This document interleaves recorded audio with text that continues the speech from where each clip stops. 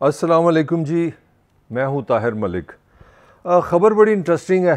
पूरे पाकिस्तान में एक डिस्कशन है जी कि नवाज़ शरीफ क्यों नहीं आ रहा। नवाज़ शरीफ जी 3 टाइम पाकिस्तान के वज़ीर आज़म, मुस्लिम लीग नून के बानी, बहुत बड़ा लीडर, पाकिस्तान में कोई 31-45 साल तक हुकूमत करने वाला, अपोजिशन का भी हेड रहा, पंजाब का CM 2 दफ़ा, 3 दफ़ा वज़ीर आज़म। तो वो मतलब काम ख़त्म ही नहीं होता, कोई ओहदा नहीं, वज़ीर ख़जाना पंजाब भी रहे। तो वो सवाल $1 मिलियन क्वेश्चन ही है कि नवाज़ शरीफ साहब पाकिस्तान क्यों नहीं आ रहे। तो जो बहुत समझदार लोग हैं, बड़े जिनके पास इन्फॉर्मेशन होती है, बड़े समझदार हैं, उन्होंने एक मतलब, मैं तो इसको लतीफ़ा ही कहूँगा, उन्होंने कहा जी वो तो ISI है, वो उनको आने नहीं देती। नहीं जी, नहीं नहीं, वो मैं आपको अंदर की बात बताता हूँ, वो पाकिस्तान की फ़ौज है, वो नहीं उनको आने देगी जी। इस्टेब्लिशमेंट उनके खिलाफ है। एक साहब आगे वो कहते हैं ना ना ना, वो नवाज़ शरीफ जो है ना इमरान खान से बड़ा डरा हुआ है, इमरान खान बड़ा पॉपुलर है, वो नहीं आने देगा। तो जी अंदर की बात सबसे इंटरेस्टिंग है कि मैं आपको बताता हूँ कि नवाज़ शरीफ पाकिस्तान क्यों नहीं आ रहा और आने की प्लानिंग क्या है। नवाज़ शरीफ का इस वक्त जो सबसे बड़ा दुश्मन बन गया पाकिस्तान वापसी में, वो है लोड शेडिंग। और पार्टी ने और नवाज़ शरीफ ने जब ये असेसमेंट की कि अगर मैं जुलाई में वापस आऊँ तो उसका क्या नतीजा होगा, तो सबसे पहले तो उनको वज़ीर आज़म पाकिस्तान जो उनके छोटे भाई हैं शहबाज शरीफ का बयान उनके सामने ऐसे बहुत बड़ा लिखा पड़ा है कि जनाब जुलाई में हमें जो हमने गैस दुनिया में नहीं खरीदी, वो एक लंबी कहानी हो जाएगी। उनका इल्ज़ाम है कि इमरान खान की हुकूमत को पता था हम जा रहे हैं, उन्होंने आर्डर नहीं दिया तो हमने गैस ही नहीं ली। मगर उसकी सच ये है, उस गैस ना लेने की असल वजह वन ऑफ दी रीज़न ये हुई है कि यूक्रेन की लड़ाई से जो यूरोप को सप्लाई थी, जो सारी गैस की, कुदरती गैस की, वो रूस से लेते थे। तो उस लड़ाई से वो जब वो डिस्टर्ब हुए तो यूरोप ने सारी दुनिया से गैस खरीद ली। पाकिस्तान गरीब मुल्क है, पैसे नहीं, उधार पे काम लेने वाले हैं, लिहाजा दुनिया में गैस ही नहीं। तो इसीलिए शहबाज शरीफ ने कहा कि जनाब जुलाई में ना हमें प्रॉब्लम आ सकती है, हमारे पास गैस नहीं होगी। तो इसका जो नतीजा है, 3-4 चीज़ें इकट्ठी हो गई जिससे वो ये बयान दे दिया गया कि जनाब लोड शेडिंग मुश्किल हो सकती है। और लोड शेडिंग मुश्किल होने से जो अंदर के लोग हैं उनका कहना है कि शहरों में ऑलरेडी जो सूरत हाल है आपके सामने, जो कल कराची में हुआ, पूरा गदर एक मैदान जंग बना रहा है। और उससे ये भी कुछ जो अंदर के हल्के हैं, जो इंटेलिजेंस हल्के हैं, उन्होंने कहा कि अगर लोड शेडिंग को इस तरह कंट्रोल ना किया गया तो ये हंगामे जो है, ये जो इत्तेजाज ये पूरे मुल्क में फूट सकता है। ये सारी चीज़ों का मैं रिलेशन नवाज़ शरीफ की वापसी से बना रहा हूँ। अब आप खुद समझ सकते हैं कि जब नवाज़ शरीफ की पार्टी की हुकूमत हो और यहाँ पर ये डिस्कशन हो कि कराची जो पाकिस्तान का सबसे बड़ा शहर है, 2 करोड़ से बड़ी आबादी है, वो सड़कों पर आई है, लोग सड़कों पर रात रह रहे हैं। तो अगर ये हंगामा, अगर ये जो डिस्टर्बेंस है पूरे मुल्क में फैल जाए तो फिर नवाज शरीफ की वापसी तो एक कॉमेडी बन जाएगी। तो लतीफ़ा यही है कि इमरान अपना नवाज शरीफ को जो असल दुश्मन है इस वक्त, इस कॉन्टेक्स्ट में मैं बात कर रहा हूँ, वो ना इमरान खान है, ना इस्टेब्लिशमेंट है, ना फौज है, ना ISI है, वो जनाब यही लोड शेडिंग है। और ये वही लोड शेडिंग है जिसके ज़िम्मेदार ये खुद ही हैं।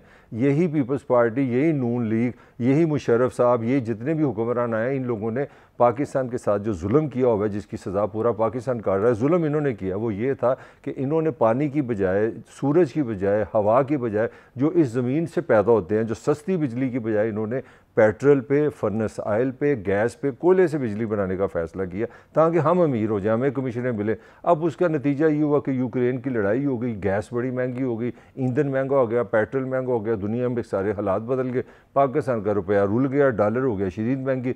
इस डॉलर के शदीद महंगे होने से अब अजाब ये बन गया कि अगर बिजली बनाए तो डॉलर नहीं है, अगर बिजली नहीं है तो लोड शेडिंग है, लोड शेडिंग है तो हंगामा रही है। वो कराची वाला सीन आपके सामने। तो इसी में नवाज शरीफ सारा फंसा हुआ है। नवाज शरीफ की सारी वापसी जो है ना, वो इसी इब्तदाई तौर पे, इसमें मैं ये नहीं कह रहा कि सारी रीज़न लोड शेडिंग है, मगर दी रीज़न जो सबसे बड़ा इमीडिएट इस वक्त असर पड़ा हुआ है पार्टी के अंदर और नवाज शरीफ के अपने ज़हन में, वो सबसे ज़्यादा जो दुश्मन है सब नज़र आ रहा है, वो लोड शेडिंग है। और इस पर यह हुकूमत ने अब काम शुरू कर दिए क्योंकि इनको ये पता लग गया कि ये बड़ी बदनामी है।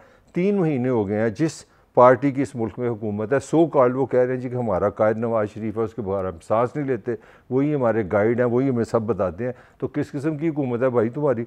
तुम्हारा कायद ही इस मुल्क में नहीं है। वो अलग बात है कि वो वापस आए तो जो लॉ कहता है वो गिरफ्तारी हो, ज़मानत हो, वो जेल में जाए, वो एक अलग सिलसिला है। मगर पाकिस्तान किस मुँह से आए, असल सवाल ये है। वो मुँह है, सामने मुँह जब उठाते हैं पाकिस्तान तो सामने लोड शेडिंग नज़र आती है। अब ये कर क्या रहे हैं? ये सारा कुछ कर रहे हैं। डेफिनेटली मैं ये नहीं कह सकता कि सिर्फ नवाज शरीफ की वापसी के लिए कर रहे हैं, मगर इनके अंदर जो डीप डाउन चीज़ है वो ये है कि किसी तरह हम लोड शेडिंग, जो इमीडिएट पाकिस्तान का दुश्मन बना हुआ है, 22 करोड़ अवाम की नफ्स पे चढ़ा हुआ है, एक नफसियाती मरीज़ बना दिया पाकिस्तानियों को, प्रोडक्टिविटी को तबाह बर्बाद कर दिया है, फैक्ट्रियों को का सत्यानाश कर दिया, इंडस्ट्री हिली हुई है, बेरोज़गारी की लहर मज़ीद बढ़ रही है, गर्मी से लोगों को ज़हनी टार्चर है, एक घरेलू जो माहौल है मोहब्बत का, घराने का, हर बंदा डिस्टर्ब है, दुकानदार डिस्टर्ब है, कारोबार डिस्टर्ब है। तो उस सूरत हाल में इस पे पार्टी के अंदर से ये दबाव आया कि जनाब आप थोड़ा सा हमें टाइम दें, हमें इस लोड शेडिंग के जिन को किसी बोतल में बंद कर लें, फिर हम आपकी वापसी का सोचेंगे। और उसके लिए अब क्या हो रहा है, उसके लिए सबसे पहले एक तो दुआ मांगी जा रही है अल्लाह मियाँ से, वो मसल्ला बचा के सुबह दोपहर शाम, खाने से पहले खाने के बाद, या अल्लाह जुलाई में बारिशें कर दे, या अल्लाह जुलाई में बारिशें कर दे। बारिशें आप पूछें वो क्यों, बारिशें होने का फ़र्क ये पड़ेगा अगर मुल्क में गर्मी कम होगी, बारिशों से तो बिजली का इस्तेमाल कम होगा। जब बिजली का इस्तेमाल कम होगा तो फिर कुदरती बात है लोड शेडिंग कम हो जाएगी, तो उससे कोई हुकूमत को एक सांस आएगा। अब दूसरी भी दुआ बड़ी मज़ेदार है, वो भी एक तो अल्लाह मियाँ से बारिशें मांग रहे हैं कि या अल्लाह पाकिस्तान में मानसून आ जाए और खुली मानसून है, रज के बारिश। और दूसरा वो जिस तरह आप देवता के आगे खड़े होकर दुआ मांगते हैं, देवता हमारे लिए कोई सोच, वो बड़ी मज़ेदार चीज़ है। वो है सियाचिन का ग्लेशियर, उस वो देवता के लिए दुआ मांगी जा रही है कि ग्लेशियर साहब मेहरबानी करो जल्दी से पिघल जाओ, ढेर सारा पानी दो। अब कहेंगे कि ग्लेशियर का नवाशी की वापसी से क्या ताल्लुक है, तो वो भी एक कॉमेडी है। क्योंकि जो हमारे सारे दरिया हैं, जो जिसको हम सिंध ताज कहते हैं, सिंध का जो सिलसिला, जो सारे दरिया हैं, इनका सारा पानी ऊपर से आता है, सियाचिन से आता है, वो ऊपर नॉर्थ के ग्लेशियर है। तो अगर गर्मी बढ़ती है, अगर हीट आती है, तो अगर वहाँ से पानी आता है तो उसका पॉजिटिव इफेक्ट क्या होगा, दरियाओं में पानी आएगा। जब दरियाओं में पानी आएगा तो डैम्स में पानी आएगा, जब डैम्स में पानी आएगा तो आप ज़्यादा पन बिजली बनाएंगे। तो ये टारगेट कर रहे हैं 10,000 मेगावाट पानी से बिजली बनाए। एक तो पानी की बिजली के दो बहुत बड़े फ़ायदे हैं, एक तो ये सस्ती बहुत है, एक अंदाजे के मुताबिक अगर पानी से बिजली बनाई जाए तो वो 2 से 3 रुपये का यूनिट बनता है।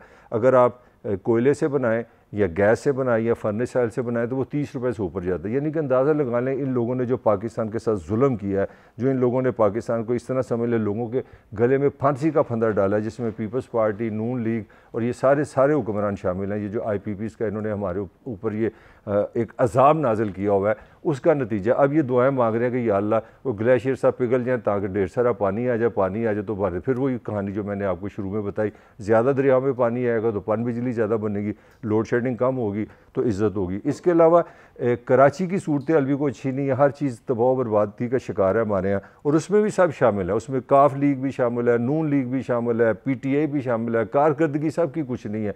सोया TV टॉक शो ही कर सकते हैं, आवाम के लिए कुछ नहीं किया। 1100 मेगावाट जो कराची की तवानाई का इशू है, जो न्यूक्लियर एनर्जी है, वो भी ख़राब पड़ा है, और ये कोशिश कर रहे हैं कि जुलाई में उसको चलाएं, कुछ उसके 2-4 घंटे चलाएं ताकि 1100 के करीब जो मेगावाट है अगर इनको कराची से मिल जाता है। और ये बहुत बड़ी वजह है जो कराची में कल जो सारा कुछ आपने देखा है कि एक किस्म की सिविल वार की सिचुएशन है, उसके पीछे अगर कराची से हमें न्यूक्लियर एनर्जी से 1100 मेगावाट मिले तो कुछ रिलीफ मिलता है, कुछ सेंस मिलती है। और जो इनकी पॉलिसी थी, जो मैंने शुरू में आपको बताया कि डॉलर से बिजली बनाने की पॉलिसी, सिर्फ अपने पैसे बनाने के लिए, अपनी कमीशन बनाने के लिए इन्होंने पाकिस्तानी कौम को ज़िबा किया।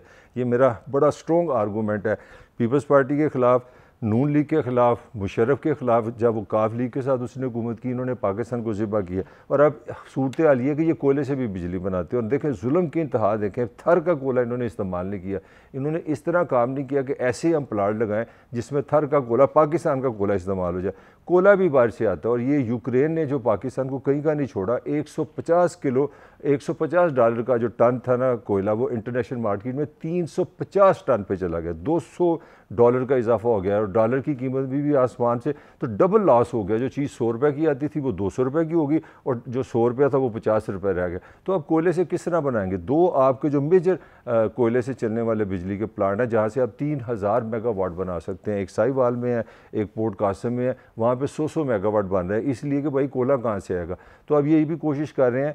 कल ही प्राइम मिनिस्टर ने कहा कि हम अफगानिस्तान से कोयला ख़रीदेंगे, एक तो वो पास है, एक सफ़र कम होगा, जो जहाज़ों का ख़र्चा कम होगा, और अफ़गानिस्तान का जो कोयला है वो सस्ता है।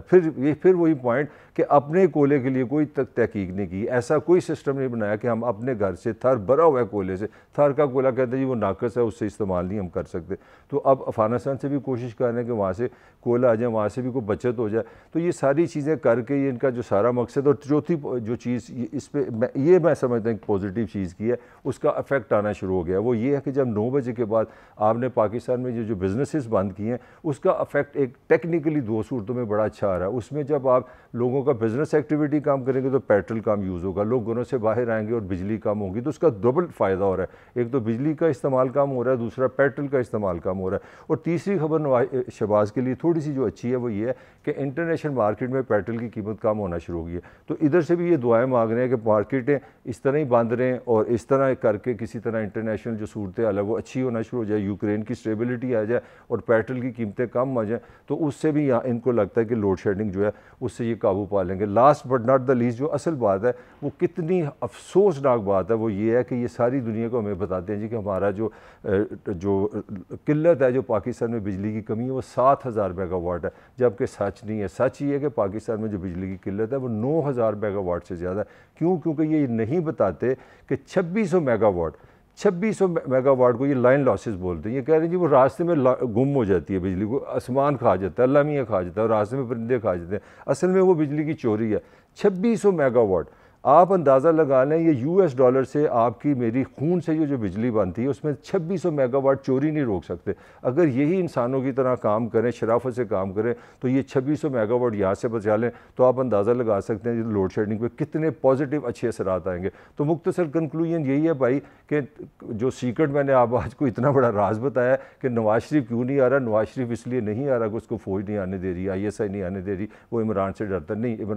नवाज शरीफ का इस वक्त सबसे बड़ा जो दुश्मन है वो सामने लोड शेडिंग है। इसीलिए शहबाज पूरी कोशिश कर रहा है कि इस जिन को काबू कर ले ताकि नवाज शरीफ पाकिस्तान वापस आ सके। इसके साथ ही मुझे इजाज़त दीजिए, इंशाल्लाह आपसे रब्ता रहेगा, जल्द आपसे मुलाकात होगी। अल्लाह हाफिज़।